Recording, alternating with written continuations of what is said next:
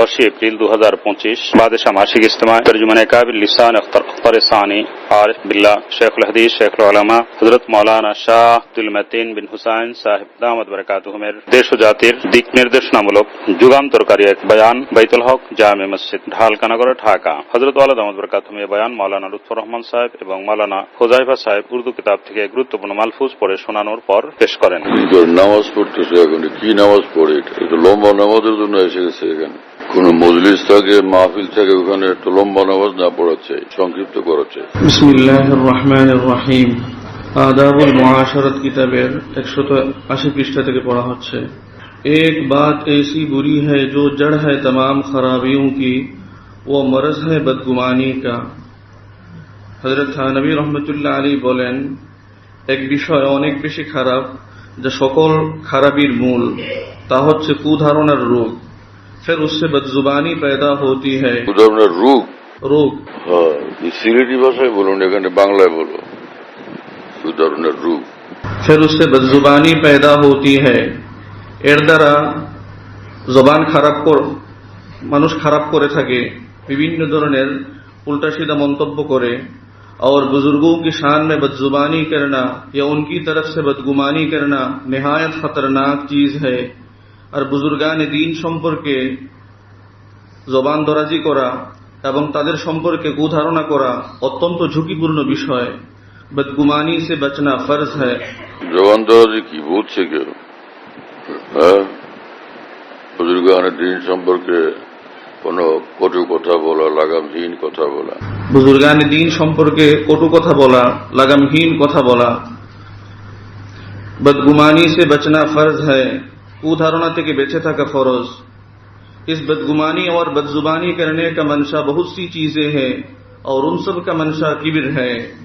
কুধারণা এবং কারো সম্পর্কে কটু কথা বলার মূল কারণ হচ্ছে অনেক বিষয়, কিন্তু এসবের মূল হচ্ছে অহংকার।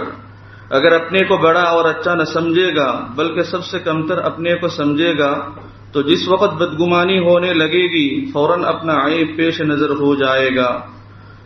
যদি নিজেকে বড় না মনে করে, সকলের চেয়ে ছোট মনে করে, তো যখন কুধারণা হবে সঙ্গে সঙ্গে নিজের দোষ নিজের সামনে চলে আসবে। और सोचेगा कि हम तो इससे भी ज्यादा नालायक है, এবং একথা ভাববে যে আমি তো এর চেয়ে বেশি নালায়েক। फिर कभी उस बदजुबानी के नौबत न आएगी, তখন আর কুধারণা এবং কটু কথা বলার সুযোগ হবে না। আল্লাহ তাআলা আমাদেরকে সকল রোগ থেকে হেফাজত করেন। বিসমিল্লাহির রহমানির রহিম। মালফুজাতে কামালাত আশরাফিয়া কিতাবের 55 নং পৃষ্ঠা থেকে পড়ে শোনাচ্ছি। गीबत का इलाज। फरमाया कि जब कभी किसी की शिकायत जुबान से निकले, मजमे में उस शख्स की खूबियां बयान करना चाहिए, क्योंकि कोई न कोई खूबी तो होगी। हजरत হাকিমুল উম্মত নব্বরাল্লাহু মারকাদাহু বলেন যে যখন কারো ব্যাপারে কোনো অভিযোগ বা সমালোচনা মুখ দিয়ে বের হয়ে যাবে, তখন জনসমাগমে লোকদের সামনে ওই ব্যক্তির গুণাবলী বর্ণনা করা চাই, কেননা তার মধ্যে কোনো না কোনো গুণ তো অবশ্যই থেকে থাকবে। এই কিতাবের 58 নং পৃষ্ঠা থেকে পড়ে শোনাচ্ছি। फरमाया कि फहमी सलीम और तफक्कुह फिद्दीन उसको हासिल होता है जिसने तवज्जो से पढ़ा हो और असातिज़ा को राजी रखा हो। जिस तालिब इल्म ने महज मेहनत ही की हो मगर असातिज़ा को राजी न रखा हो, तजर्बा कर लिया जाए कि उसको हकीकी इल्म हरगिज हासिल न होगा। हजरत रहमतुल्लाह अलैहि বলেন যে ফাহমে সালিম সুস্থ বুঝ এবং তাফাক্কুহ ফিদ্দীন দিনের গভীর সমঝ ওই ছাত্রেরই অর্জন হয় যে মনোযোগ দিয়ে একাগ্রতার সাথে পড়াশোনা করে এবং নিজ আসাতিজে কেরামকে সন্তুষ্ট রাখে।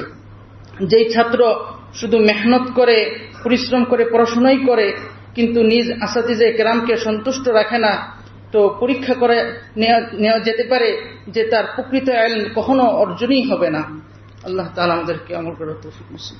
এখন আসাতিজা ইলমে দ্বীনের আসাতিজার এত মর্তবা, আলী রাদিয়াল্লাহু তাআলা বলতেন যে আনা আব্দু মান আল্লামানি হারফান, ইনশা বানি বা ইনশা আতাকানি। আলী কারামুল্লাহ ওয়াজহু বলেন যে যিনি আমাকে ইলমে দ্বীনের একটা হরফ শিক্ষা দিলেন আমি তার গোলাম, তিনি বাজারে নিয়ে আমাকে বিক্রিও করতে পারেন। মানে এতটা আমি তার প্রতি অনুগত থাকা, বাধ্যগত থাকা, তার আদব রক্ষা করা, তাকে খুশি রাখা আমার জন্য জরুরি।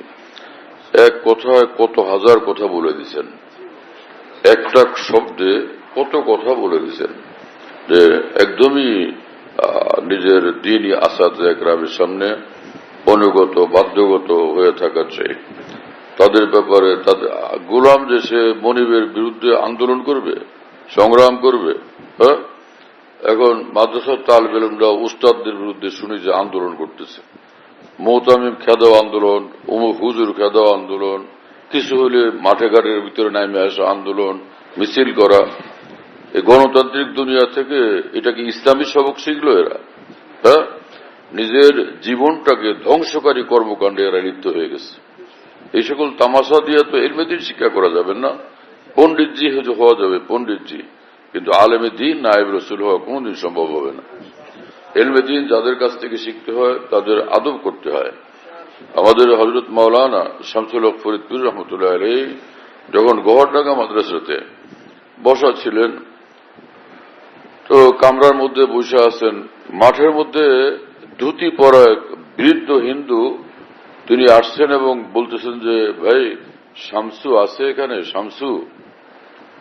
তো যারা মাঠের মধ্যে ছিলেন আলেম উলামা তারা ভাবলেন যে কোন শামসুকে উনি খুঁজতেছেন।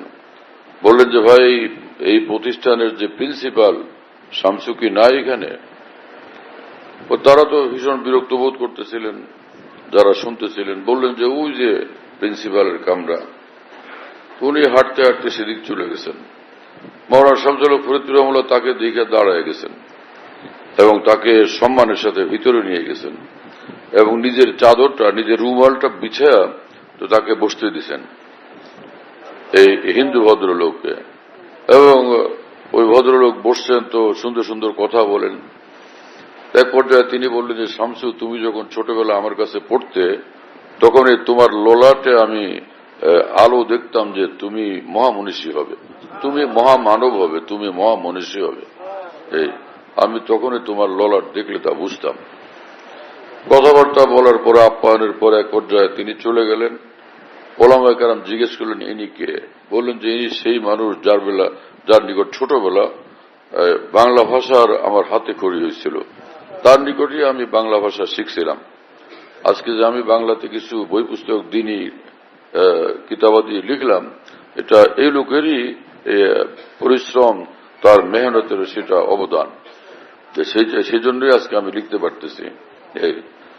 তো একজন হিন্দু ভদ্রলোকের প্রতি এতটা সম্মান প্রদর্শন করলেন আমাদের মহান এক বুজুর্গ। তিনি কি এটা অন্যায় করলেন, অন্যায্য কিছু করলেন, অসুন্দর কিছু করলেন, আপত্তিকর কিছু করলেন, না প্রশংসনীয় একটা কাজ করলেন, অনুসরণীয় একটা কাজ করলেন কিনা? সেই জিনিস আজকে আমাদের মধ্যে কোথায় গেল? উস্তাদের বিরুদ্ধে সমালোচনা, মাদ্রাসার উস্তাদদের বিরুদ্ধে আন্দোলন করা, সংগ্রাম করা, এগুলো আজকে ছেলেপেলেরা কোথা থেকে পেয়ে গেছে। নিজের উস্তাদের ব্যাপারে এরকম করা, ইলমে দ্বীন থেকে একদম সম্পূর্ণ বঞ্চিত হওয়া। হযরত হাকিম মুহাম্মদ মুজাদ্দিদুল মিল্লাত মাওলানা শাহ আশরাফ আলী থানভী রহমতুল্লাহ আলাইহি বলেন, আসমানের নিচে জমিনের উপরে একটা দলিল নেই, এমন একটা মানুষের কোন একটা প্রমাণ নাই যে উস্তাদদের সঙ্গে বেয়াদবি করছে, পরে তার দ্বারা ইলমে দ্বীনের খেদমত হয়েছে, সে আলেমে দ্বীন হয়েছে, ইলমে দ্বীনের খেদমত হয়েছে, কোন প্রমাণ নাই। চট্টগ্রামে এরকম এক বড় মেধাবী মানুষ ছিলেন, হাটাজারি মাদ্রাসায় পড়ুয়া, পড়ছেন উস্তাদের কাছে, ভয়ঙ্কর বেয়াদবি করছেন। পরে সে ওই মানুষ আর ইলমে দ্বীনের সঙ্গে যুক্ত থাকেন নাই, বড় গুমরাহদের লিডার হয়ে গেছেন, গুমরা লোকদের লিডার, ভীষণ মেধাবী লোক। তো মেধা কোনো কাজের জিনিস না, পড়াশোনা মেহনত কোনো কাজের জিনিস না যদি সেই সঙ্গে আদব যুক্ত না হয়। মাওলানা জালালউদ্দিন রুমি রহমতুল্লাহ আলাইহি বলেন, আজ খুদা জোয়েম তৌফিকে আদব, বে আদব মাহরুম মান্দাজ ফজলে রব। আল্লাহর নিকট আদব ভিক্ষা চাই, কারণ বেয়াদব আল্লাহর রহমত থেকে বঞ্চিত হয়। বেয়াদব যারা আল্লাহর রহমত থেকে বঞ্চিত থাকে। হযরত হুজ্জতুল ইসলাম মাওলানা কাসেম নানতুবি রহমতুল্লাহ আলাইহি পৃথিবীর শ্রেষ্ঠতম এক আলেম দ্বীন ছিলেন, অনেক বড় আলেম দ্বীন। যেমন ইমাম ফখরুদ্দিন রাজি রহমতুল্লাহ ছিলেন, ইমাম গাজ্জালী রহমতুল্লাহ আলাইহি ছিলেন, ঠিক একই মাপের এই মহান বুজুর্গ ছিলেন মাওলানা কাসেম নানতুবি রহমতুল্লাহ আলাইহি, মাওলানা রশিদ আহমদ গঙ্গুই রহমতুল্লাহ আলাইহি। তাদের থেকে কোনোভাবে কম ছিলেন না, এই কথা বলছেন হাকিমুল উম্মত মাওলানা আশরাফ আলী থানভী রহমতুল্লাহ আলাইহি। খোদ হযরত মাওলানা আশরাফ আলী থানভীর সম্পর্কে উলামা একরাম বলতেন তিনি ইমাম গাজ্জালী, ইমাম ফখরুদ্দিন রাজি থেকে কোনোভাবে কম না। এত বিস্ময়কর খেদমত দিয়েছেন আল্লাহ পাক হাকিমুল উম্মতের দ্বারা। ইসলামের যতগুলো বিষয় আছে, ইসলামের মধ্যে প্রতিটি বিষয়ে, প্রতিটি বিভাগে, প্রতিটি শাখাতে তিনি সর্বোচ্চ ইলমের অধিকারী ছিলেন এবং পাকা ইলমের অধিকারী ছিলেন। কোনো ঘাটতি, কোনো কমতি তার মধ্যে ছিল না। তিনি মুহাদ্দিস ছিলেন, তিনি ফকিহ ছিলেন, তিনি মুফতি ছিলেন, তিনি আরেফে কামিল ছিলেন, অনেক বড় কারি ছিলেন। সুবহানাল্লাহ বিহামদি। তো হযরত হাকিমুল উম্মত মাওলানা আশরাফ আলী থানভী রহমাতুল্লাহ, ওনারা সবাই বড় বড় মানুষ। মাওলানা কাসেম নানতুবি রহমাতুল্লাহ, মাওলানা রশিদ আহমদ গঙ্গুই রহমতুল্লাহ আলাইহি, হুজ্জতুল ইসলাম মাওলানা কাসেম নানতুবি রহমতুল্লাহ আলাইহি সম্পর্কে উলামায়ে দ্বীন লিখছেন যে এত বড় আলেম যে তিনি হলেন, তো তার মধ্যে কয়েকটা কারণ ছিল এত বড় হওয়ার পিছনে। নম্বর 1, ছোটবেলা থেকে তিনি ভীষণ আদবওয়ালা ছিলেন, অনেক বেশি আদবওয়ালা, এবং মশহুর ছিল যে আদব তাকে এত ঊর্ধ্বে উঠেছে, আদব তাকে এত বড় বানাইছে, এত ঊর্ধ্বে উঠেছে।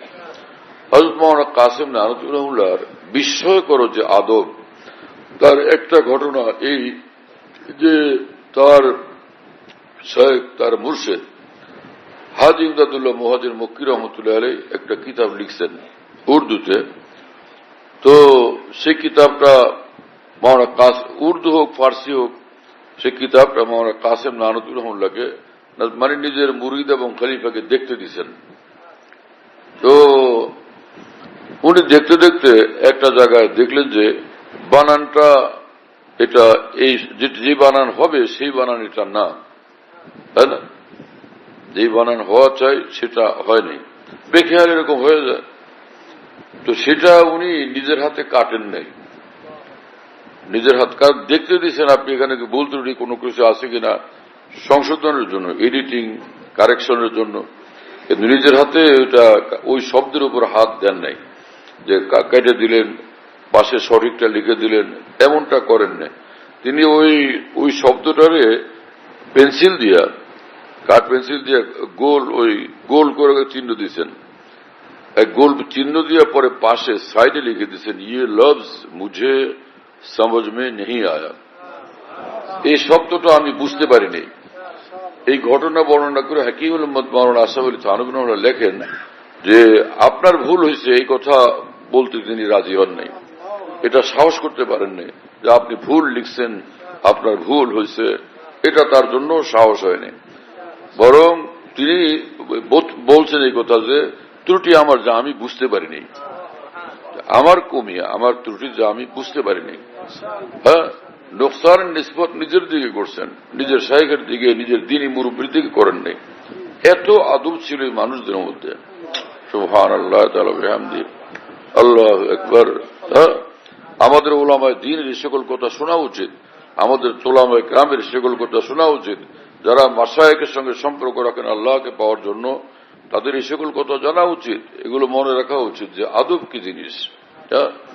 আদব ছাড়া ইলম আসে না, আদব ছাড়া মানুষের মধ্যে দ্বীন আসে না, দ্বীন পয়দা হয় না।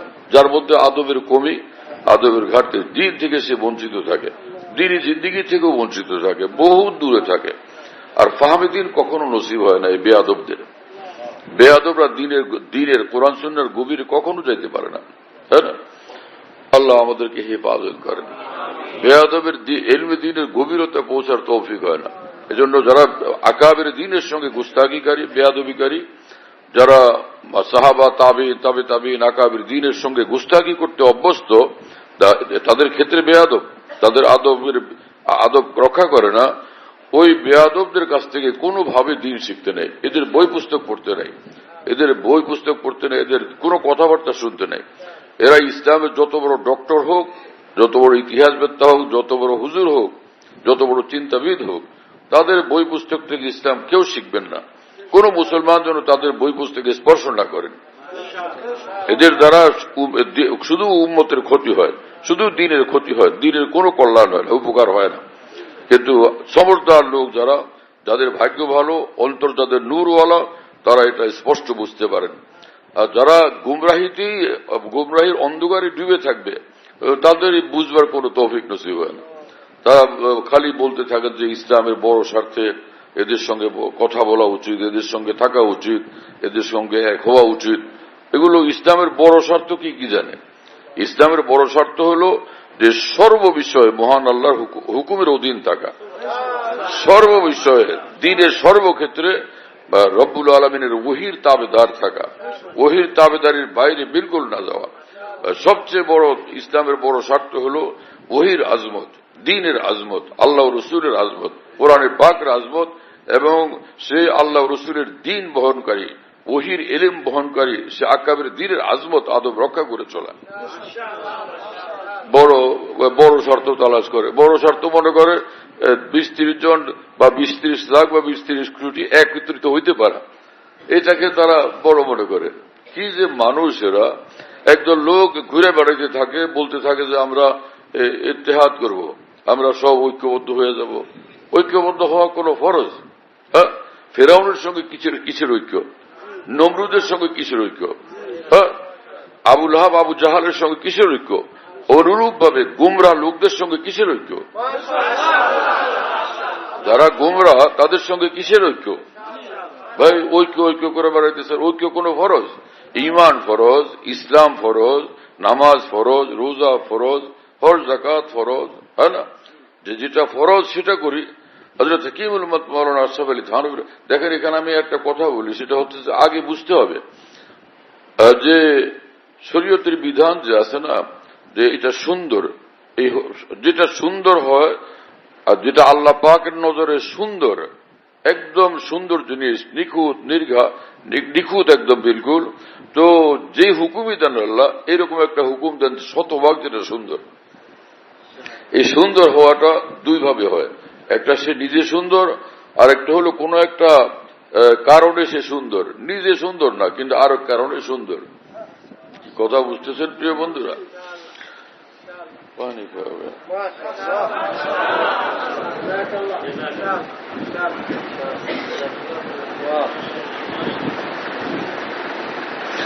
যেমন ঈমান পুরোটাই সুন্দর, এটা নিজেই সুন্দর। কি কথা বুঝতেছেন না? ঈমান সুন্দর, এটা ঈমান নিজেই পুরোটা সুন্দর। এটাকে হাসান লিজাতিহি বলে, এটাকে হাসান লিজাতি বলে। ঈমান একদম নিজেই সুন্দর, নামাজ নিজেই সুন্দর, এটাকে হাসান লিজাতিহি বলে। কি কথা বুঝতেছেন?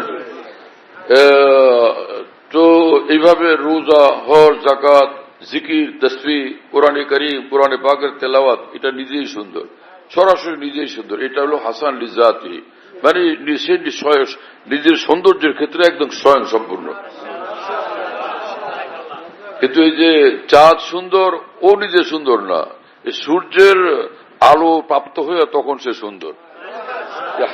চাঁদ এটা সুন্দর বটে, কিন্তু হাসান লিগাইরি, সে আরেকজনের কারণে সুন্দর, নিজে সুন্দর না। সূর্য সে সরাসরি সুন্দর, নিজেই সুন্দর, হ্যাঁ, সে তার সৌন্দর্যের ক্ষেত্রে সে মুস্তাকিল বিজ্জাত, হ্যাঁ, মুস্তাকিল বিজ্জাত, মুলতাফাত ইলাই বিজ্জাত। তো এ হলো এক সুন্দর। কিন্তু চাঁদ সুন্দর হলো নিজস্ব সৌন্দর্য তার নাই, সে সূর্যের আলো তাকে সুন্দর বানায় দিছে। হ্যাঁ, তো এই যে নামাজ যেরকম সুন্দর, রোজা যেরকম সুন্দর, ঈমান যেরকম সুন্দর, এরকম হজ যেরকম সুন্দর, তেলাওয়াত যেরকম সুন্দর, জিকির যেরকম সুন্দর, এবং সিজদা যেরকম সুন্দর, যে ঐক্যবদ্ধ হওয়া এই কাতারে সুন্দর সে না। ঐক্যটা এই কাতারে সুন্দর না। ঐক্য যদি ইসলামের জন্যই হয়, ইমানের জন্যই হয়, দ্বীনের জন্যই হয়, শরীয়তের জন্যই হয়, আল্লাহ রসুলের সন্তুষ্টির সীমার মধ্যেই হয়, হ্যাঁ, এবং দ্বীনের কোনো ক্ষতির দিকের মধ্যে একদম না থাকে, এইরকম ঐক্য, এরকম ইত্তেহাদ ইত্তেফাক, হ্যাঁ, এটা সুন্দর। আর যেখানে ঐক্য করতে গেলে, যাদের সঙ্গে ঐক্য করা হবে, যেখানে ঐক্যবদ্ধ হইতে গেলে যে ইমানের লাইনে ক্ষতি হবে, ইসলামের ক্ষতি হবে, দ্বীনের ক্ষতি হবে, এর রেজাল্ট দ্বীনের জন্য ক্ষতিকর হবে, ধ্বংসাত্মক হবে, বিপজ্জনক হবে, তো এইরকম ঐক্য ইসলামে সহি না, বৈধই না। যদি বিধর্মীদের সঙ্গে ঐক্য করা হয়, অমুসলিমদের সঙ্গে ঐক্য করা হয়, কিন্তু সেই ঐক্যের দ্বারা মুসলমানদের ক্ষতি হবে না, ইসলামের ক্ষতি হবে না, দ্বীনের উপর কোনো ক্ষতিকর প্রভাব পড়বে না, এটা নিশ্চিত, তখন অমুসলিমদের সঙ্গে ঐক্য করা যায়। কিন্তু মুসলমানদের মধ্যেও যদি এমন লোক হয়, এমন চিন্তাধারার লোক হয়, এমন আমল আখলাক চরিত্রের লোক হয় যেটা ইসলাম দ্বারা গ্রহণযোগ্য না, এবং সেগুলো করতে গেলে সে ইসলামের জন্য, দ্বীনের জন্য পরিণামে সেটা ঝুঁকিপূর্ণ হবে, অনেক বড় ধরনের কোনো ক্ষতি হয়ে যাবে, এই আশঙ্কা প্রবল, তখন সেই ঐক্য সেখানে পরিত্যাজ্য, সেখানে সে ঐক্য করা যাবে না। এরকম ঐক্য, খালি ঐক্য আর ঐক্য করার জন্য, ইত্তেহাদ আর ইত্তেহাদ করার জন্য, ইত্তেফাক আর ইত্তেফাক করার জন্য এরকম সংগ্রাম করতে থাকার কোনো মানে নেই। কথা বুঝুন নাই? এই তো দুনিয়ার লাইনে যারা রাজনীতি করেন বা সামাজিক লিডার, রাজনৈতিক লিডার, তাদের চিন্তা ভাবনার একটা ভিন্ন রং আছে। তারা কোনো জিনিসকে কোরআন সুন্নাহর আলোকে যাচাই করে দেখেন না, ইসলামের বিধানের আলোকে যাচাই করে দেখেন না, তারা তাদের জাগতিক নিয়ম নীতির ভিত্তিতে একটা বিষয়কে চিন্তা ভাবনা করেন। যেমন যে নিজেদের মধ্যে ভয়ঙ্কর শত্রুতা, একজন আরেকজনকে পাইলে হত্যা করতেও যেন প্রস্তুত, এমন একটা মানসিকতা নিয়ে তারা আলাদা আলাদা থাকেন, আলাদা আলাদা গ্রুপ, দল, পার্টি করেন।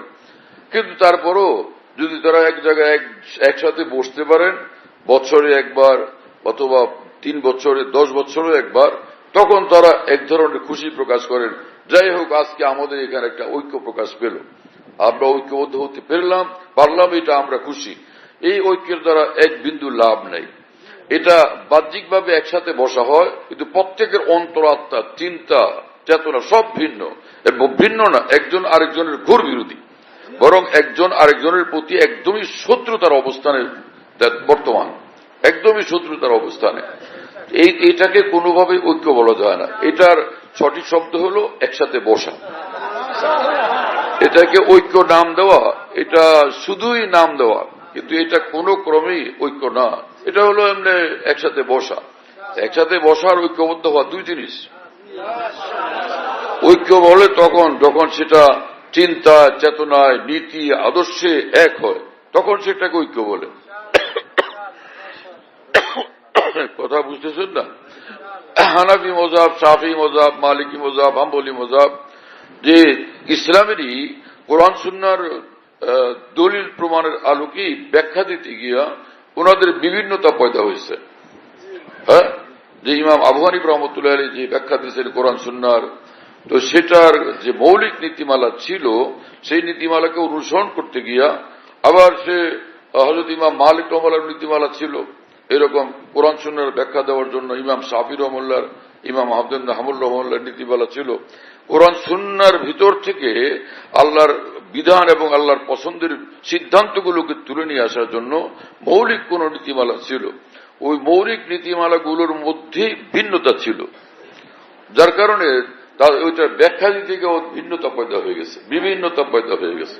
কিন্তু তাদের প্রত্যেকের 100% উদ্দেশ্য ছিল আল্লাহ রসুলের সন্তুষ্টি।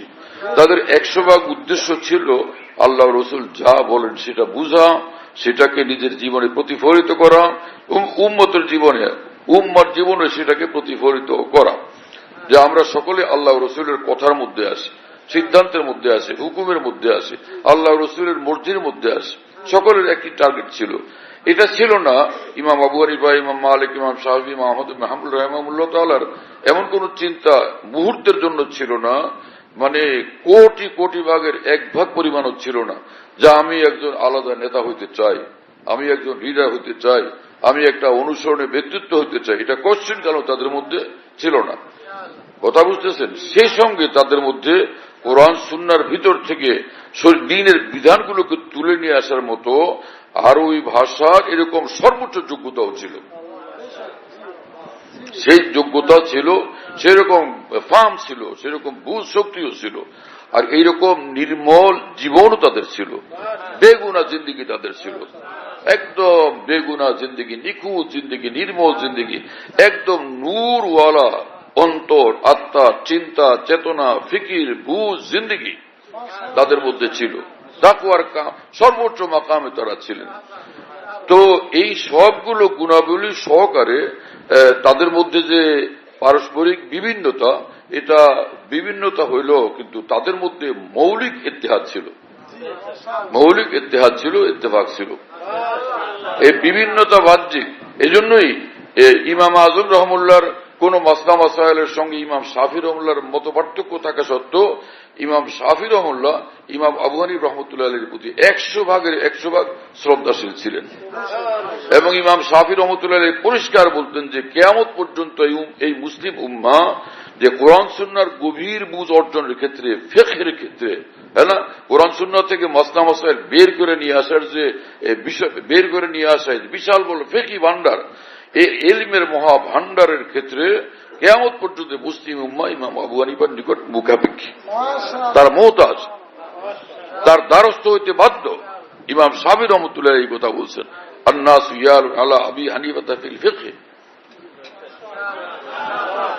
এবং ইমাম শাফি রহমতুল্লাহ আলাইহি যখন কোন জরুরি এরকম বিষয় হইতো যে আল্লাহ আমার এই বিষয়টা, এই কাজটা যেন হয়েই যায়, এরকম কোন জরুরত আসতো তার সামনে, তখন তিনি বলতেন যে আমি ইমাম আবু রহমতুল্লাহর কবর সেখানে যাই এবং ওখানে হযরত ইমাম আবু হানিফা রহমতুল্লাহ আলাইহির কবরের ওখানে আল্লাহর নিকট দোয়া করি, আল্লাহর কাছে চাই, এই ইমামের বরকতে আল্লাহ পাক আমার দোয়া সবসময় কবুল করেন।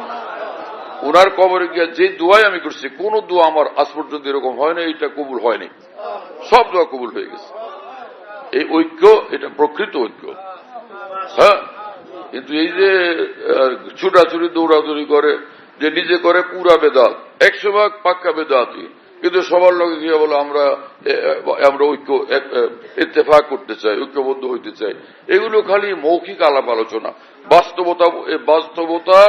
বাস্তবতার ক্ষেত্রে এখানে ঐক্য 100% জিরো, একদম সম্পূর্ণ জিরো, সম্পূর্ণ শূন্যের কোঠায়।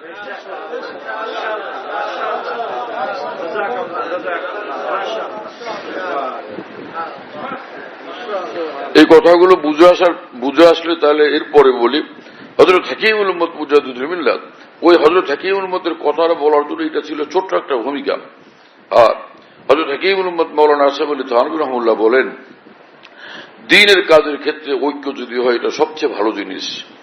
যদি দ্বীনের জন্য ঐক্য হয় আর এতে দ্বীনেরই লাভ হয়, তাহলে ঐক্য, এটা কাম্য, এটা মতলব, এটা হওয়া চাই।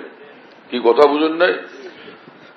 এই ঐক্য, এটা হাসান লিগাইরি, মানে আল্লাহ পাকের দ্বীনের জন্য কল্যাণকর বিধায় এই ঐক্য, এটা সুন্দর, এটা কাম্য, এটা গ্রহণযোগ্য, এটা গ্রহণীয়। কথা বুঝুন না? কিন্তু যদি ঐক্য করতে গিয়া যে আল্লাহর দ্বীনের ক্ষতি হবে, ইসলামের ক্ষতি হবে, মুসলিম উম্মার ক্ষতি হবে, এইরকম ঐক্য পরিত্যাজ্য, এরকম ইতিহাদ ইত্তেফাক করা যাবে না। বরং তুমি তখন একা একা দ্বীনের খেদমত করো, একদম একা দ্বীনের খেদমত করো, তখন ওই সময় ঐক্য করতে যাবে না। যাদের সঙ্গে ঐক্য করতে গেলে দ্বীনের ক্ষতি হবে, দ্বীনের কাজ বাধাগ্রস্ত হবে, তাই না, রেজাল্ট খারাপ হবে।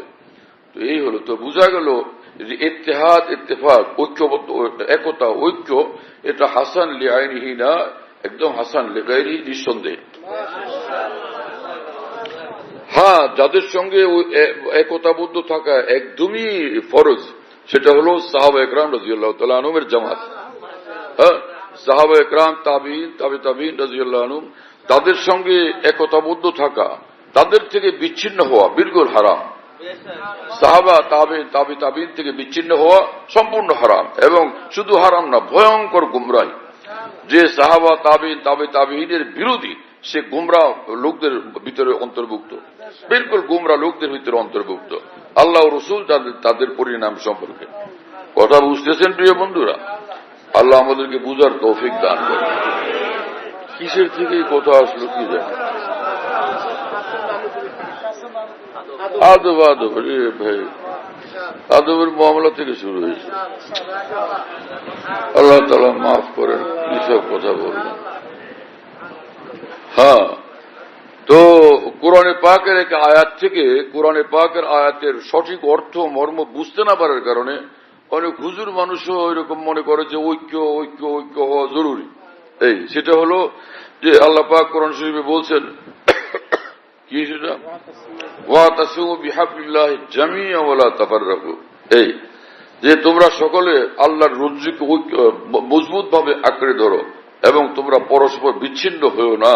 হ্যাঁ, ওয়ালা তাফাররাকু, পরস্পর বিচ্ছিন্ন হয়েও না। এই যে ঐক্যবদ্ধ হওয়া, আল্লাহ পাক বলছে বিহাবলিল্লাহ মানে কি, আল্লাহর দ্বীনকে মজবুত ভাবে ঐক্য ধরো, তোমরা সকলে জামিয়া, সবাই ধরো। আল্লাহর দ্বীন বলতে কি বুঝায়? ঈমান, ইসলাম, নামাজ, রোজা, হজ, যাকাত, দ্বীনের আমলগুলো, এগুলোকে মজবুত ভাবে আঁকড়ে ধরো। এটা প্রথম নির্দেশ। হ্যাঁ, মূল লক্ষ্য এখানে এটাই যে তোমরা ঐক্যবদ্ধ সকলেই শক্তভাবে মজবুত ভাবে আল্লাহর দ্বীনকে ধরো। তো সেই ঈমান, সেই দ্বীন কি জিনিস? প্রথম হলো আকীদা, বিশ্বাস। যে আকীদা, বিশ্বাস, সহি ঈমান আকীদা, এটাকে তোমরা ধরো। হ্যাঁ, এই ক্ষেত্রে লা তাফাররাকুর অর্থ কি হবে? সহি ঈমান আকীদার বাইরে কেউ থাকবা না। এবং ওয়াতাসিমু বিহাবলিল্লাহ জামিআন এর অর্থ কি হলো? আল্লাহর দ্বীনকে, আল্লাহর রজ্জুকে মানে আল্লাহর দ্বীনকে মজবুত ভাবে ধরো। মানে যেমন নামাজ, তো নামাজ সকলে পড়ো, ওয়ালা তাফাররাকু, কেউ বেনামাজি থাকবা না, কেউ বেনামাজি থাকবা না। এবং ওয়াতাসিমু বিহাবলিল্লাহ জামিআ, তোমরা সবাই আল্লাহর দ্বীনকে মজবুত ভাবে ধরো। মানে রোজা, যেমন দিনের মধ্যে এক জিনিস আছে রোজা, রোজা সবাই ধরো, ওয়ালা তাফাররাকু, খবরদার কেউ বেরোজা থাকবা না।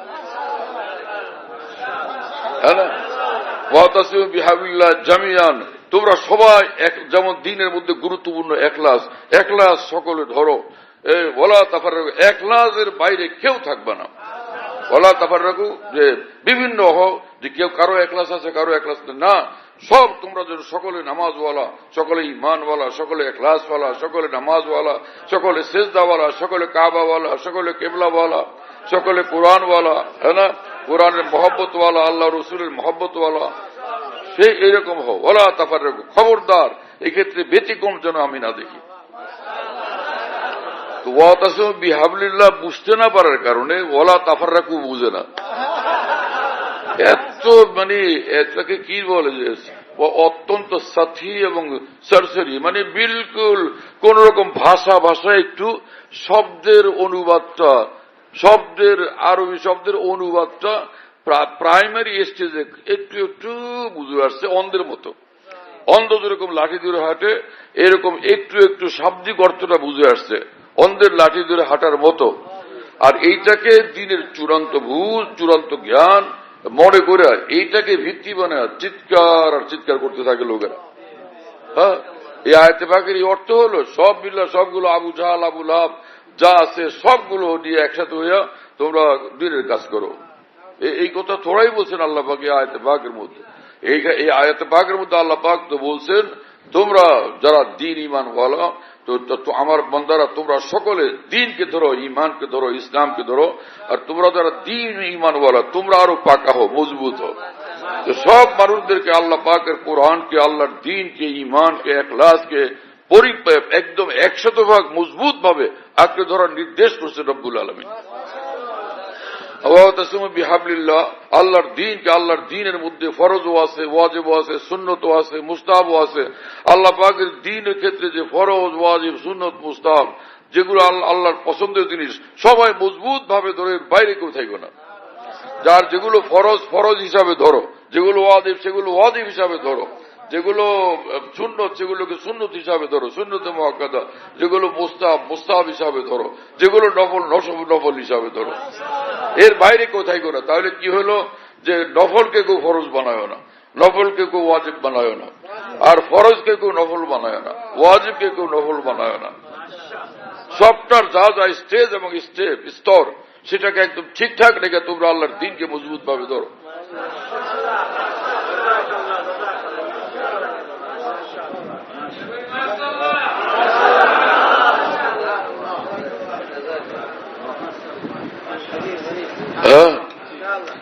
তো ওয়াতাসিমু বিহাবলিল্লাহি জামিয়া ওয়া লা তাফাররাকু। বিহাবলিল্লাহ মানে আল্লাহর দ্বীন, আল্লাহর কোরআন, আল্লাহর দ্বীন একই বিষয় হলো। তো আল্লাহর দ্বীনের মধ্যে এক জিনিস হলো তাকওয়া। তাকওয়া মানে বেগুনাহ জিন্দেগি বানানো। বেগুনাহ জিন্দেগি বানানোর ক্ষেত্রে কেউ ভিন্ন ভিন্ন অবস্থানে থাকবে না। সবগুলো যেন চোখে ইবাদত করো, সবগুলো জবানে ইবাদত করো, সব বান্দারা একদম সব গুনাহ ত্যাগ করো। গুনার সঙ্গে কারো কোনো যুক্ততা সম্পৃক্ততা যেন আমি না দেখি। সব মুত্তাকি হও, সব মুত্তাকি হও, সব মুত্তাকি হও, সব মুত্তাকি হও। এই হলো তো ওয়ালা তাফাররাকু কি জিনিস আর ওয়াতাসিমু বিহাবলিল্লাহ এখন পরিষ্কার হলো কিনা? ওয়াতাসিমু বিহাবলিল্লাহর মধ্যে যে জিনিসের নির্দেশ, যেটা আল্লাহ পাকের নিকট মতলুব, হয় না, যেটা আল্লাহ পাকের হুকুম এবং আল্লাহ পাকের চাওয়া, সেটার বিপরীতটা করা থেকে বিরত থাকার জন্য বলছেন ওয়ালা তাফাররাকু। এই লা তাফাররাকুর অর্থ এই না, ওয়াতাসিমু বিহাবলিল্লাহ জামিয়ার অর্থ এই না যে সব মিলে একসাথে এক দলে যোগ দেওয়া। আর লা তাফাররাকুর অর্থ এই না যে ওই দল থেকে তোমরা বাইরে আসো। এইরকম যদি হয় তাহলে যুগে যুগে যুগে যুগে ইসলামের নামেই যে বিভিন্ন দল ছিল, এখন এক দলে যোগ দিলে আরেক দলে অসন্তুষ্ট, আরেক দলে যোগ দিলে আরেক দলে অসন্তুষ্ট। তো এখানে কোন দলে যোগ দিবে, কার মেম্বার হবে সে, কোন দলে যোগ দিলে ওয়াতাসিমু বিহাবলিল্লাহ হবে, আর কোন দল থেকে আলাদা হলে ওয়ালা তাফাররাকু, লা তাফাররাকু উল্টা হয়ে যাবে, হ্যাঁ তাফাররাকু হয়ে যাবে। সেটা কোনটা কি বোঝা যায়? কিছু বোঝা গেল এরকম সম্ভবই না, এটা হইতে পারে না। অতএব এটা উদ্দেশ্যই নয় আয়াতে পাকের। যারা এই আয়াতে পাকের উদ্দেশ্য এটা বুঝেন তারা ভুল করতেছেন, এবং 100 ভুল করতেছেন। এমনটা ভুল করতেছেন যে যেটাকে একদম শরীয়তের দৃষ্টিতে কঠিন অন্যায় এবং গুনাহে কবিরা হবে। এবং সেই রকম ঐক্যবদ্ধ হওয়ার এই অর্থ মর্মকে বুঝা থাকলে আল্লাহর কসম এর থেকে তওবা করা তার জন্য ওয়াজিব। সে কঠিন গুনাহের মধ্যে লিপ্ত আছে। এখানে এই ঐক্যবদ্ধ হওয়ার মানে হলো আল্লাহ পাকের দ্বীনের উপরে দ্বীন গ্রহণ এবং দ্বীনি জিন্দেগি বানানোর ক্ষেত্রে সকলে তোমরা এক হও, এর থেকে ভিন্ন হইও না, আলাদা হইও না। এই আয়াতে পাকের মুফাসসিরিন কিরাম এই অর্থই লিখছেন। কথা বুঝে আসছে প্রিয় বন্ধুরা?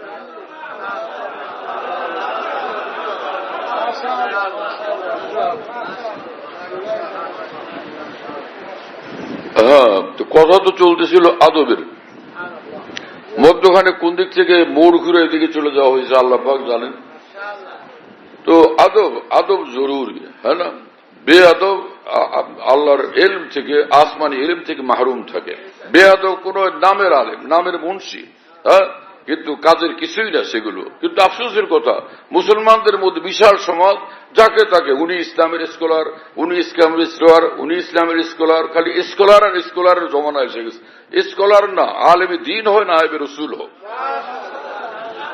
যে কোনো স্কলারের ঊর্ধ্বে হলো আলেমে দ্বীন এবং নায়েবে রাসূলের মর্তবা।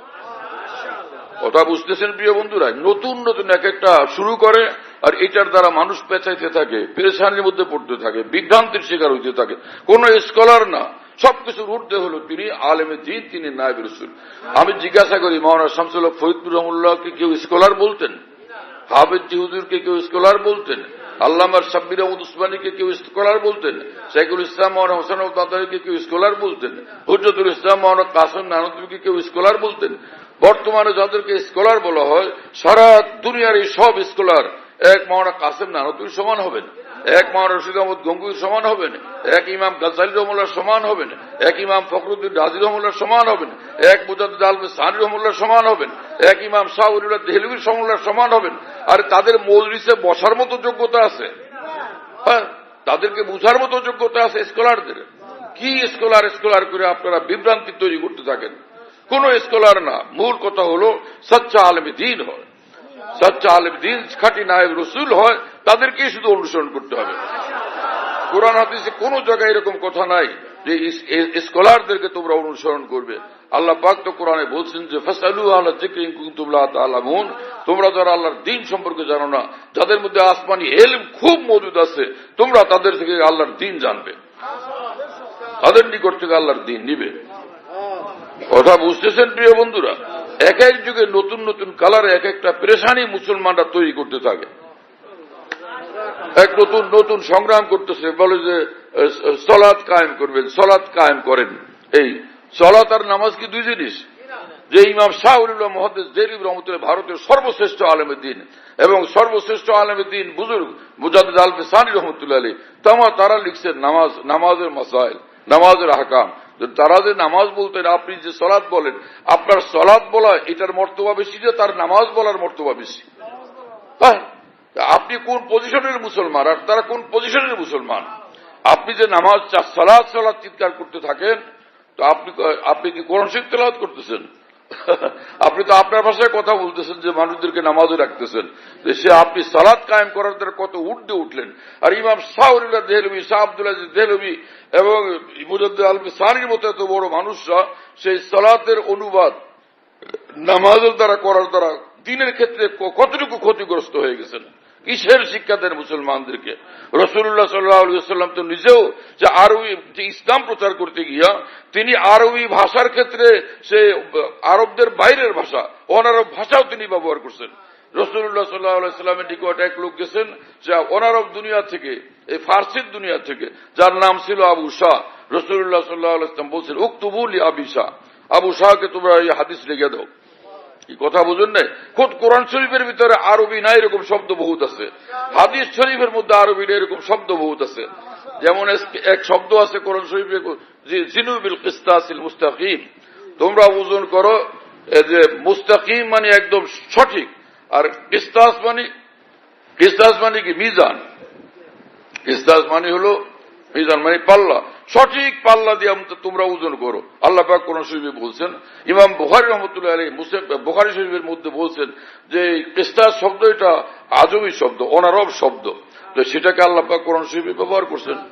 তো অনারব শব্দ ব্যবহার করা যাবে না ইসলামের প্রচারের জন্য, এটা কোন কিতাবে তুমি পাইছো? সেই কিতাবের নামটা কি?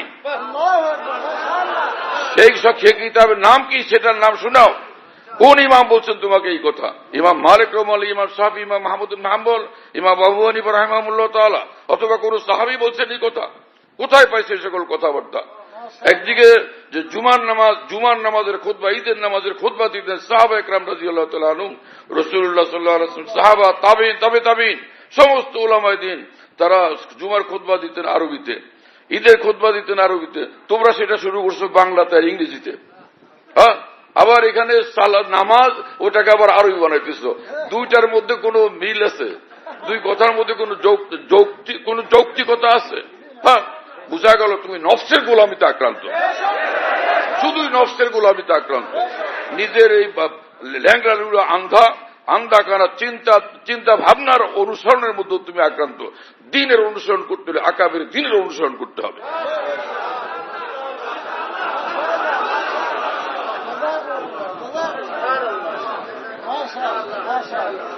সিয়াম পালন করুন।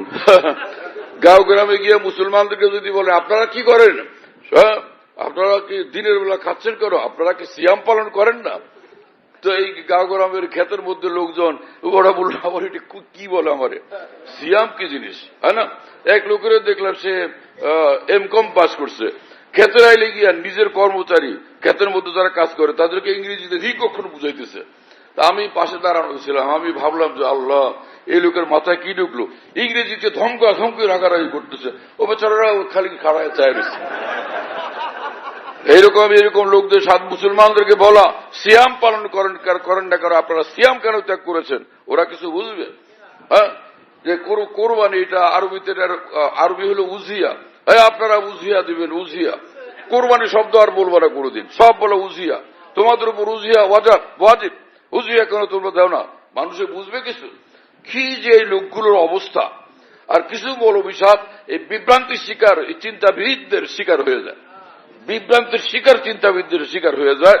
এর আলেমে দ্বীন হইয়া কোন পাকা আলেমে দ্বীনের সুবতে না থাকার কারণে, তরবিয়ত না হওয়ার কারণে এরকম দুনিয়ার ইসলামী চিন্তাবিদ ল্যাংড়ালুলা এদের অনুসরণ করতে শুরু করে দেয়।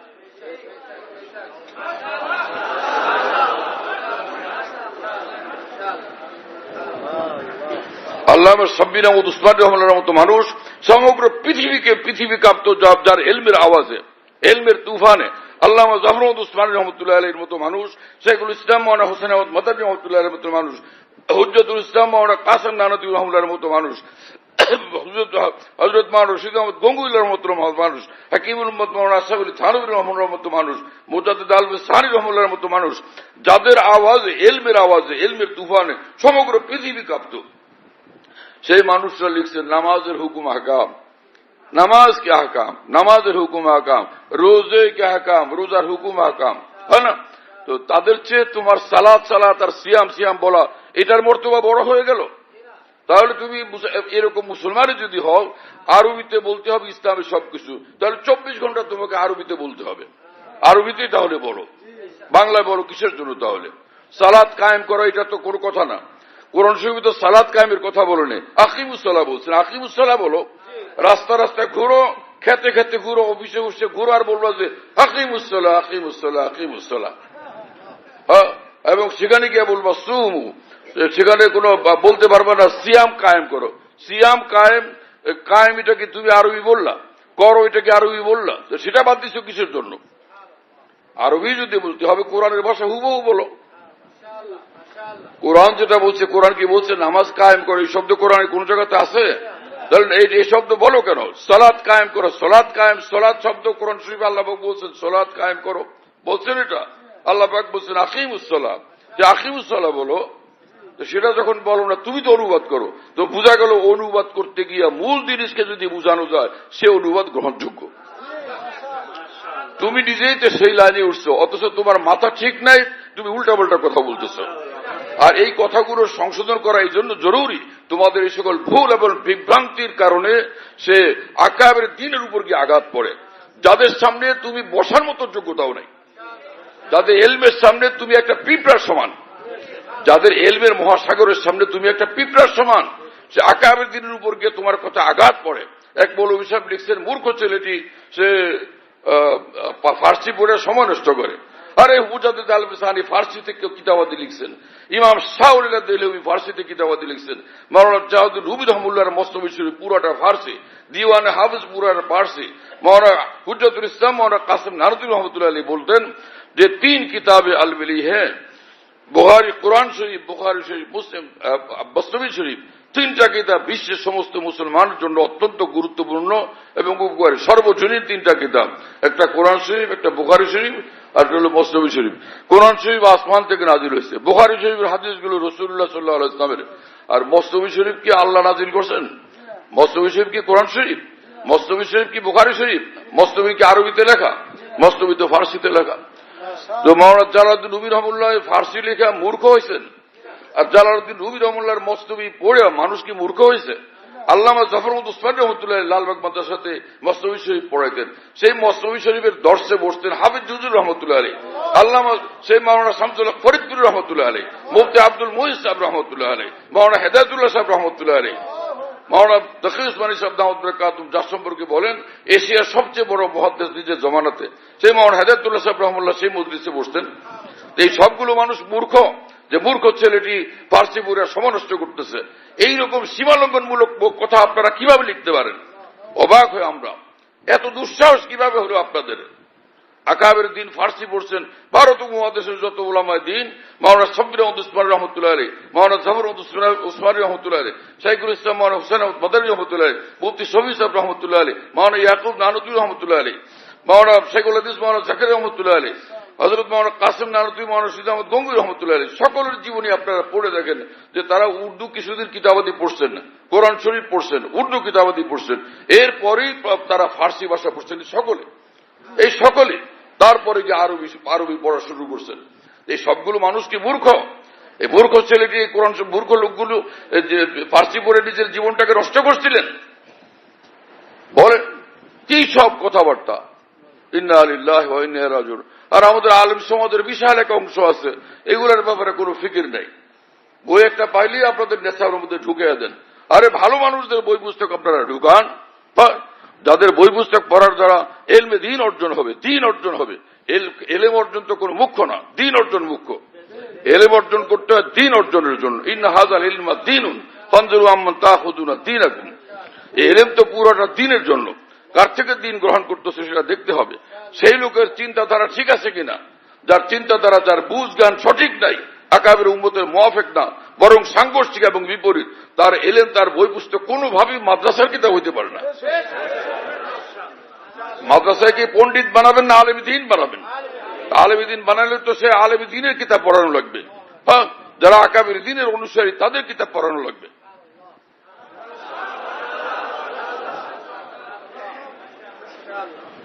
এক মুফতি সাহেব আসছে, তারা এত বললাম, এত বুঝাইলাম, কোনোভাবে তার মাথায় ঢোকে না।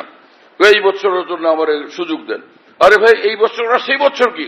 তোমার মাথা ঠিক নেই মিয়া, মাথা নষ্ট করে ফেলছো। হ্যাঁ, আদব মানুষকে উর্ধে উঠা, এটা কোন আদব? বড় ভাই, এই ছেলেটি ফার্সি পড়া, মূর্খ ছেলেটি ফার্সি পড়া জীবন নষ্ট করতেছে, তাম আকাবের দিনের উপরে আঘাত হলো কিনা? মাওলানা শামসুল হক ফরিদপুর রহমাল্লাহ ফার্সি পড়েন নাই? হাফেজ জিউজুর রহমাল্লাহ ফার্সি পড়েন নাই? মুফতি দিন মাহমুদ খান রহমুল্লাহ ফার্সি পড়েন নাই? মুফতি ফজলুল্লাহ সাহেব রহমুল্লাহ ফার্সি পড়েন নাই? ফার্সিতে কিতাবাদি লেখেন নাই মুফতি ফজলুল্লাহ সাহেব রহমতুল্লাহ, যাকে মুফতি আজম বলা হয় বাংলাদেশের। হ্যাঁ, সেই মুফতি আজম রহমুল্লাহ, তিনি কি ফার্সি পড়েন নাই? পটিয়ার মুফতি আজিজুল হক সাহেব রহমুল্লাহ ফার্সি পড়েন নাই? হ্যাঁ, মাওলানা সুলতান আহমদ নানুপুরি রহমুল্লাহ ফার্সি পড়েন নাই? সে হাটহাজারী মাদ্রাসার মানে বাংলাদেশের শ্রেষ্ঠ মহাদেশ মাওলানা সাইদ আহমদ সাহেব রহমতুল্লাহ সন্দীপের, তিনি ফার্সি পড়েন নাই? তারা ফার্সি পড়েন নাই? বলো ভাই, সব মানুষ মূর্খ ছিলেন, ফার্সি পড়ে জীবনটাকে তারা নষ্ট করছেন। এখনো তো মেখুল মাদ্রাসাতে ফার্সি পড়ানো হয়, ওখানে সকলে মূর্খ বানানো হচ্ছে। হাটহাজারীতে এখনো ফার্সি পড়ানো হয় গুরুত্বের সাথে, হাটহাজারীতে ফার্সি পড়ায় তারা মূর্খ বানাইতেছে। আজব ধরনের আপনারা এক এক মানুষ, একটা পাইলেই সে পিছনে পিছনে ছুটতে শুরু করেন। আকাবের দিনের রাস্তা ব্যতীত আল্লাহর কসম যত রাস্তা সবটা গুমরাহি। আকাবের দিনের রাস্তার বাইরে যা আছে সব গুমরাহি। হ্যাঁ, ক্বালা রাসূলুল্লাহ সাল্লাল্লাহু আলাইহি ওয়াসাল্লাম, আল বারাকা মা আকাবিরিকুম, আল খায়রু মা আকাবিরিকুম। রাসূলুল্লাহ সাল্লাল্লাহু আলাইহি ওয়াসাল্লাম বলেন, পুরো দিন আকাবের দিনের, যা আকাবের দিনের যে পেশ করা দিনই দিন, এর বাইরে কোনটা দিন না, ওর মধ্যে কোনো ভালাই নেই। আল খায়রু মা আকাবিরিকুম, এটা এই হসরের জন্য এই জুমলা, তাই না? আল খায়রু মা আকাবিরিকুম, পুরোটা খায় শুধু আকাবের দিনের পথে, অর্থাৎ পুরো দিন আকাবের দিনের পথে। আকাবের দিনের সঙ্গে সাংঘর্ষিক যা, সেখানে দিন বলতে নাই কিছুই, সেই দিন কোনোভাবেই গ্রহণ করা যাবে না। এবং ক্বালা রাসূলুল্লাহ সাল্লাল্লাহু আলাইহি ওয়াসাল্লাম, লা ইয়াজালু নাসু বিখাইরিন মা আখাযুল ইলমান আকাবিরিহিম ফাইযা আখাযুহু আন আসাগিরিহিম ওয়া শিরারিহিম হালাকু। রাসূলুল্লাহ সাল্লাল্লাহু আলাইহি ওয়াসাল্লাম পরিষ্কার বলছেন যে মানুষ ততক্ষণ পর্যন্ত দ্বীনের উপরে বিলকুল কায়েম থাকবে যতক্ষণ পর্যন্ত আকাবের দ্বীন থেকে দ্বীন গ্রহণ করবে। আকাবের দ্বীনকে বাদ দিয়া অন্যদের থেকে নষ্ট গ্রহণ করবে, মানে নষ্ট লোকদেরকে গ্রহণ করলো, তাহলে এরা ধ্বংস হয়ে যাবে। এই ওয়াও আতেফা এটার তাফসীরের জন্য। আসাগিরিহিম, তারপরে অশিরারিহিম, যদি এখানে শিরারিহিম উদ্দেশ্য হইতো, মানে আসাগের না, আসাগের মধ্যে খালি শিরারিহিম বললে পরিষ্কার হয়ে যেত, কিন্তু মোকাবেলা হলো, তাকাবুল হলো আকাবের সঙ্গে, বোঝা গেল আকাবের বিরোধী যারা, তারা এখানে উদ্দেশ্য। আকাবের বিরোধী যারা, তারাই এখানে উদ্দেশ্য। এই জন্যই পরে এটার ব্যাখ্যা করছে শিরারিহিম, এরা যত এলেমওয়ালা এরা নষ্ট, এগুলো ভ্রষ্ট। খালি তর্জমা পড়লেই হবে, এটা বুঝতে হবে। আকাবের বিপরীত যারা, ওগুলো সব নষ্ট, সবগুলো শিরারিহিম।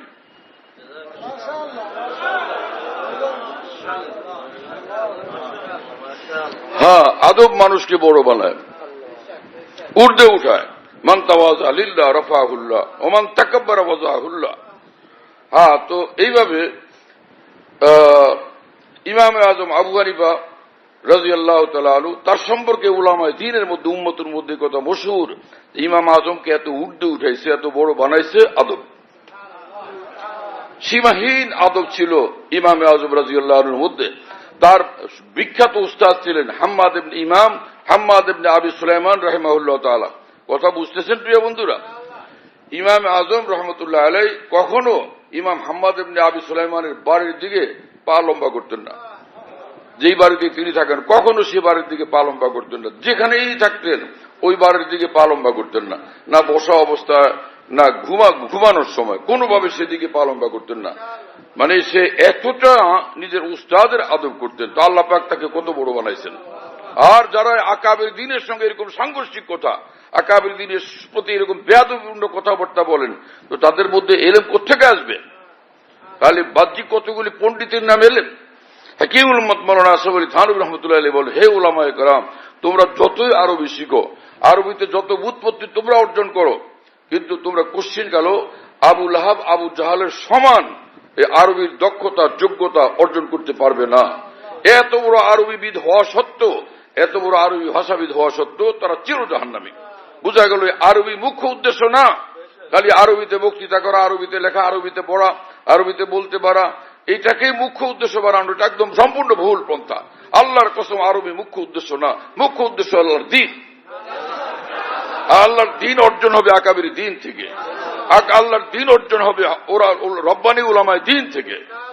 চাই সেটা উর্দুতে হোক, চাই সেটা ফার্সিতে হোক, চাই সেটা আরবিতে হোক, আরবি মুখ্য উদ্দেশ্য না। কোরআন যদি আরবিতে নাজিল না হইতো, ইসলাম যদি আরবিতে না আসতো, তাহলে তো আরবি তো এটা মুখ্য, কোনোভাবে আরবির গুরুত্বও ছিল না যদি তার মধ্যে দ্বীন না থাকতো। আরবি গুরুত্বপূর্ণ শুধু এই কারণে, আল্লাহর কোরআন নাজিল হয়েছে আরবিতে, হাদিস শরীফ আছে আরবিতে, ইসলামের মৌলিক চর্চা ছিল আরবিতে, সেই কারণে আরবির গুরুত্ব। আরবি ভাষা এটা নিজেই মূল লক্ষ্য না, মূল টার্গেট না, মূল উদ্দেশ্য না, মূল উদ্দেশ্য আল্লাহ পাকের দ্বীন। যেমন কোন লোক যদি আলহামদুলিল্লাহ সূরা জানে আর 5-6টা সূরা জানে, আর কোন আরবি কিচ্ছু জানে না, কিন্তু শরীয়তের প্রতিটি বিধানের উপর সে চলে, হ্যাঁ, নামাজের আল্লাহ আকবার থেকে সালাম পর্যন্ত সবগুলোই তার জানা আছে, সহিভাবে নামাজ পড়ে, রোজা রাখে, হক পথে চলে, হালাল পথে চলে, হালাল খায়, গুনাহ থেকে বাঁচে, একদম শরীয়তের মোতাবেক তার জিন্দেগি আছে, আরবি ভাষার কিছুই জানে না সে, তো এইরকম একদম বকলম মানুষ, উম্মি মানুষ, সে কি জান্নাতি না জাহান্নামী? বিলকুল জান্নাতি, অথচ আরবি জানে না। বোঝা গেল আরবি জানলে জান্নাতে যাবে, এটা কোনো কথা নাই। আরবি জানলে, আরবি ভাষাবিদ হলে জান্নাতে যাবে, জান্নাতে ফেরদাউসে যাবে, এরকম কোনো কথা নাই। আল্লাহর দ্বীনের উপর যে অটল থাকবে, চাই সে আরবি কিছুই না জানে, নিঃসন্দেহে সে জান্নাতি মানুষ। ইন্না আকরামাকুম ইনদাল্লাহি আতকাকুম। আরবি এতটুকু জানা যথেষ্ট যে কোরআন শরীফটা বুঝলাম, কোরআন শরীফ, খালি কোরআন শরীফ পড়তে পারলেও যথেষ্ট। যারা বলে কোরআন অর্থ না বুঝে পড়লে কোনো ফায়দা নাই, সেই ভদ্রলোকগুলোর এক জায়গায় একত্রিত করে, আমি নিজে তাদের সঙ্গে বসবো এবং এক এক আয়াত দিয়ে জিজ্ঞেস করবো এটার অর্থ বুঝাইয়া দেন।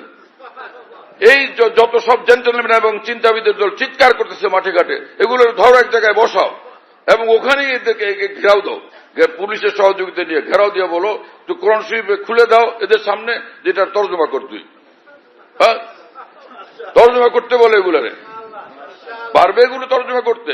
এগুলো তো গণ্ড মূর্খ এক হিসাবে, যারা এরকম কথা বলে এগুলো মূর্খের দল, যে যারা কোরআন শরীফ না বুঝে বললে সওয়াব হবে না।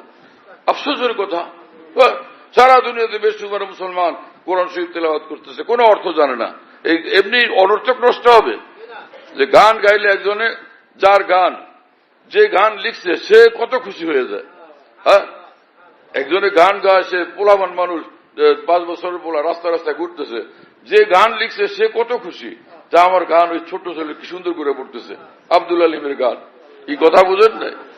আর আল্লাহ পাক কোরআন একজনের তেলাওয়াত করে আল্লাহ পাক নাকশ হবেন যে বুঝো না তুমি পড়ো কেন, হ্যাঁ, কি রকম মানুষ সকল মানুষ, কোথার থেকে পাগলের দলের চিৎকার বার্তা শুরু করছে কোথায় পাক জানে।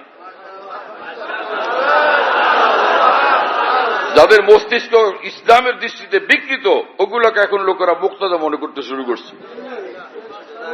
মস্তিষ্ক নষ্ট পাগল যেগুলো, সেগুলোকে এখন লোকেরা মনে করতে শুরু করছে এগুলো ইসলামের বড় বড় কর্ণধার, এক একজন আলোকবর্তিকা, যেখানে পুরোটা অমাবস্যা সেখানে আলোকবর্তিকা, পূর্ণিমার চাঁদ। আর সাহাবা তাবে রাদিয়াল্লাহু তাআলা আনহু আকাবের দিন যারা একদম পূর্ণ চন্দ্র সূর্য, ওখানে তার ইসলাম খুঁজে পায় না। আকাবের দিন থেকে বিচ্ছিন্ন করার এই সকল পায় তারা, চাই সে বুঝা হোক অথবা না বুঝা, কেউ বুঝা এই সকল বলে, কেউ না বুঝা বলে। আল্লাহ তাআলা মাফ করে।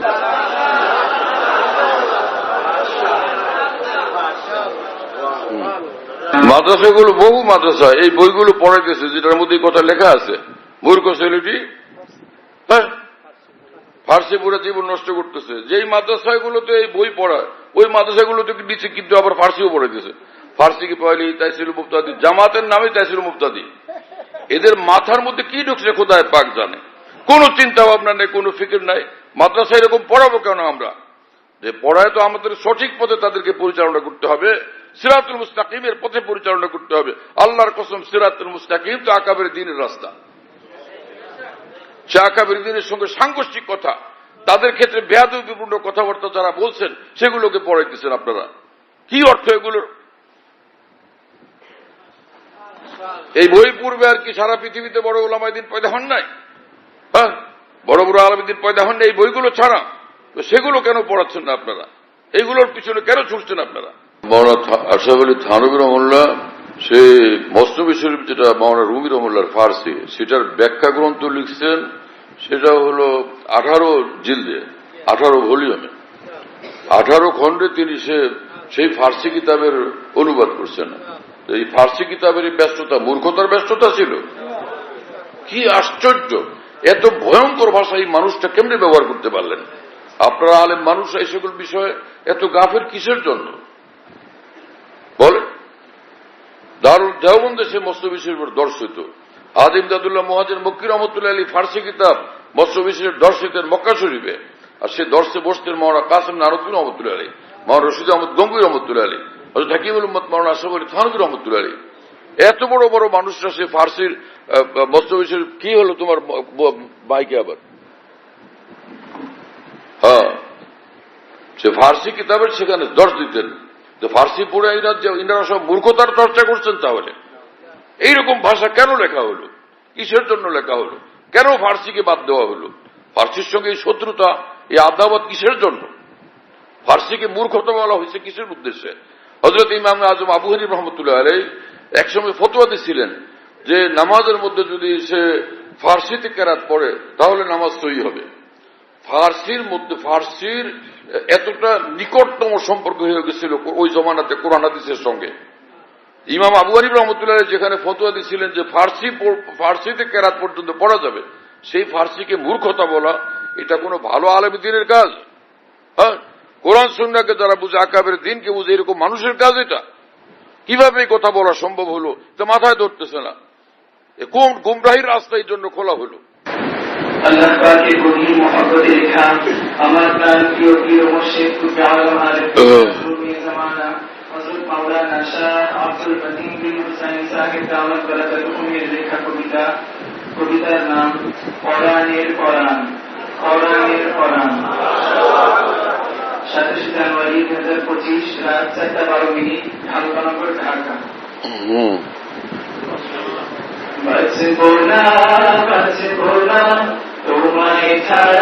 আরে ভাই, এই সকল ইসলামী মজলিসের জন্য আলাদা কোনো মজুর ঠিক করা উচিত। একটা পয়সা আইসেই খাড়ায় যাও পড়ার জন্য, তুমি বসে যাও। গাওয়ার জন্য আসে এখানে ইসলামী মাহফিল, এখানে কোনো একটা বিষয় এরকম তালাশ করে বের করো, আইসেই একটা গাওয়া শুরু করে দাও।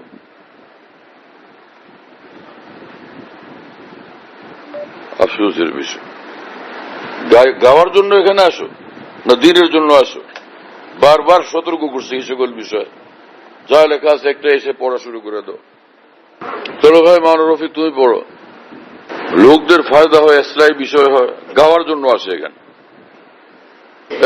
এত কবিতা আছে, এত মাজামিন আছে, খুঁজেই পায় না, কোনো আওয়াজই নেই। আল্লাহ মাফ করে দেন।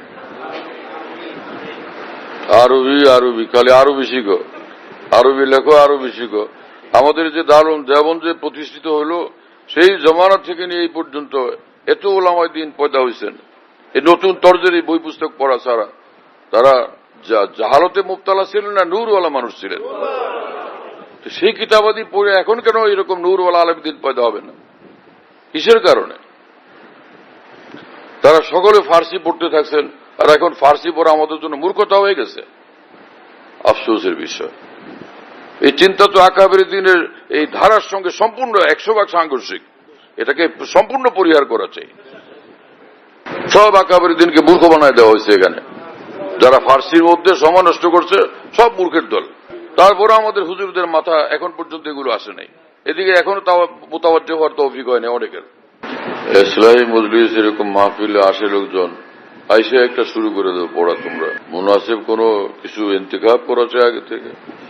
আমার শায়েখ রহমতুল্লাহ এরকম আইসে একটা পড়া শুরু করে নারাজ হইতেন, बार बार ताकीद करतेন इंतखाब नहीं करते आप लोग, बार बार बोलतेন, প্রায় বলতেন, নারাজ হইতেন, রাগ করতেন। নিজের জন্য দোয়া করা, তাকওয়ার উপরে চলা, নিজের জন্য দোয়া করা, নিজের আপনজন প্রিয়জনদের জন্য দোয়া করা, নিজের দেশের জন্য দোয়া করা, সমগ্র দুনিয়ার মুসলমানদের জন্য দোয়া করা, মুসলিম দেশগুলোর জন্য দোয়া করা এবং বিশেষভাবে এই সময় ফিলিস্তিনের জন্য দোয়া করতে থাকা। দোয়া আমরা তো কিছুই করতে পারি না, অন্তত দোয়া তো করা উচিত আমাদের। আল্লাহ পাকের নিকট বলা চাই, নিজেরা তওবা ইস্তেগফার করতে থাকা চাই, দোয়াও করতে থাকা চাই। ফিলিস্তিনের জন্য, গাজার জন্য খাসভাবে দোয়া করা। আল্লাহ আমাদের তৌফিক দেন। নিজেদের দেশের জন্য দোয়া করা, যারা রাজনীতি করেন তাদের জন্য দোয়া করা। আল্লাহ পাক এদের মাথাগুলো সুস্থ, সুন্দর, শান্ত করে দেন। রাজনীতিবিদরা দেশ চালান, তো দেশ তো চালাবেন যদি তাদের মাথা সুস্থ থাকে, শুদ্ধ থাকে, তখন শুদ্ধভাবে দেশ চালাবেন। আর রাজনীতিবিদের মাথায় যদি নষ্ট হয় তাহলে দেশ তো নষ্টভাবে চালাবেন। এটা সমগ্র দেশ এবং দেশবাসী ক্ষতিগ্রস্ত হবে। এই জন্য এদের জন্য দোয়া করতে থাকা চাই আল্লাহ পাকের নিকট। আমরা তো এদের সঙ্গে পারবো না, আল্লাহর কাছে তো বলতে পারবো। যেই ক্ষমতা যায়, ক্ষমতাধর হয়ে যান এক একজন, পরে তো আর তাদের সঙ্গে কথাও বলা যায় না। আর মানুষের কোনো কথা তারা শুনতে রাজি হন না, তাই না? ওই মিছিল করে, অবরোধ করে, ঘেরাও করে, আন্দোলন করে, সংগ্রাম করে। এটা যখন তীব্র রূপ নেয় তখন হয়তো দাবি টাবি মানে, আর নাহলে এমনি বুঝায় বললে তো কোনো দাবি সরকারগুলো মানতে চায় না। ক্ষমতা গিয়ে মনে হয় যে এমন একটা পাওয়ার হয়ে যায়, আর কারো কোনো কথা শুনতে আর রাজি হয় না। চাই হাজার এটা সুন্দর কথা হোক, যে দেশের জন্য, দেশের মানুষের জন্য যত উপকারী হোক, না, কারো কথা শুনবে না। এটা কোনো তরিকা হলো? যেটা দেশের জন্য এবং দেশের মানুষের জন্য উপকারী হবে, যেই বলুক সেটাকে আন্তরিকতার সাথে, গুরুত্বের সাথে গ্রহণ করা চাই। কিন্তু অধিকাংশই দেখা যায় এগুলো হয় না। অধিকাংশ কি হয় না, এগুলো করতে কাউকে তো দেখা যায় না। হাফেজ হুজুর হাজার বার, কোটি বার বললো শুনবে না। আর একজন নায়ক নায়িকা সে ফিল্ডে আসা নেতৃত্বের ময়দানে কিছু বললে সেটা গুরুত্বপূর্ণ হয়ে যায়। হাফেজ হুজুরদের কথা সুন্দর না, মহানা সঞ্চালক ফরিদপুর রহমুল্লাহ তাদের কথা সুন্দর না। সুন্দর হলো যে গায়ক গায়িকা, নায়ক নায়িকাদের কথা, যারা দিন জানে না, শরীয়ত জানে না, ইসলাম জানে না, ভালো জিন্দেগি জানে না, এরকম লোকদের কথাবার্তা সুন্দর লাগে। কি যে অবস্থা আমাদের রাষ্ট্রগুলোর এবং সরকারগুলোর! আল্লাহ তাআলা তাদেরও সংশোধন করেন, আমাদেরও সংশোধন করেন, তাদেরও সংশোধন করেন। এখন একটা খাড়া করছে বহুত্ববাদ। আগে ছিল ধর্মনিরপেক্ষতা, সেটা এক পেরেশানি। ধর্মনিরপেক্ষতা কি জিনিস? আল্লাহকে আমাদেরকে ধর্মনিরপেক্ষ হওয়ার জন্য সৃষ্টি করছেন। তোমরা সব ধর্মনিরপেক্ষ থাকবা, তারপরে আইসা বাঙালি থাকবা, ধর্মনিরপেক্ষ থাকবা, আসলে পরে একদম জান্নাতুল ফেরদাউস দিয়ে দেব, এরকম বিষয়। যে কোনো আমাদের জীবনের কর্মকাণ্ড, ব্যক্তি জীবনের কর্মকাণ্ড, পারিবারিক জীবনের কর্মকাণ্ড, সামাজিক জীবনের কর্মকাণ্ড, রাষ্ট্রীয় জীবনের কর্মকাণ্ড, সবটাই হওয়া চাই আল্লাহর বন্দেগী, সবটাই বন্দেগী হওয়া চাই। আল্লাহ পাক কোরআন শরীফে বলছেন, ওয়া খালাকতুল জিন্না ওয়াল ইনসা ইল্লা লিয়াবুদুন, আমি জিনকে এবং ইনসানকে, দোনো জাতিকে সৃষ্টি করছি শুধু আমার ইবাদত বন্দেগীর জন্য। আমাদের যে কাজই হবে সে কাজের মধ্যে আল্লাহর দ্বীন থাকতে হবে, আল্লাহ পাকের সন্তুষ্টির চেতনা সক্রিয় থাকতে হবে, শতভাগ থাকতে হবে। যে পশ্চিমা দুনিয়াকে খুশি করার জন্য, কোন দেশকে খুশি করার জন্য ধর্মনিরপেক্ষতা কেন ঢুকানো হয়েছে? এটা কোনো সঠিক তরিকা না। ধর্মনিরপেক্ষতার ব্যাখ্যা দেওয়া হয়েছে আরো ভয়ঙ্কর, যে সব ধর্মের সমান মর্যাদা। এটা একদমই কুফরি কথাবার্তা। সব ধর্মের সমান মর্যাদা, এটাকে যে বিশ্বাস করবে সে নিঃসন্দেহে কাফের হয়ে যাবে। সব ধর্মের সমান মর্যাদা করতে হয়, সমস্ত ধর্ম বাতিল, একমাত্র ইসলাম হোক। এবং আসমানি ধর্ম যেগুলো ছিল, সে ইহুদি খ্রিস্টানদের তৌরাত এবং কি এটা তৌরাত এবং ইনজিলের যে ধর্ম, তারাও এটাকে বিকৃত করে বলছে, সেই ধর্ম অচল। আর ইসলাম ধর্ম এটা আসমান থেকে আসছে, কিয়ামত পর্যন্ত এক ধর্মই সঠিক এবং এক ধর্মই চলবে। এরপরও পৃথিবীতে বিভিন্ন ধর্মের লোক থাকবে, কিন্তু একটা দেশের মধ্যে নাগরিক হিসাবে সকলে নিজ ধর্ম পালন করতে পারবে। এই স্বাধীনতা তার থাকবে। তো সেজন্য এই কথা কেন বলতে হবে? এতটুকু বললে হয় যে ধর্মীয় স্বাধীনতা, সকলের নিজ নিজ ধর্ম পালনের স্বাধীনতা থাকবে, এ অধিকার থাকবে। কিন্তু সেক্ষেত্রে এত বাড়াবাড়ি কেন করা হয়েছে যে সব ধর্মের সমান মর্যাদা? নাউজুবিল্লাহ তাআলা মিন যালিক। কোন মুসলমান যদি কথা বিশ্বাস করে আমার ইসলাম ধর্ম আর হিন্দু ধর্ম, ইসলাম ধর্ম বৌদ্ধ ধর্ম, ইসলাম ধর্ম খ্রিস্টান ধর্ম, হ্যাঁ, সব সমান মর্যাদা, সে তো বিলকুল কাফের হয়ে চির জাহান্নামী হয়ে যাবে। একটা রাষ্ট্রের সংবিধানের মধ্যে এরকম কথা কি জন্য থাকবে? যারা এগুলি লেখেন এবং বলেন সবাই কঠিন ভয়ঙ্কর গুনাহগার, এবং তারা দ্বীন ঈমানকে ধ্বংস করার কারণে কালকে আমাদের জাহান্নাম ছাড়া কোনো রাস্তা থাকবে না। জাহান্নামী জিনিস সংবিধানের ভিতরে কেন থাকবে? এগুলোকে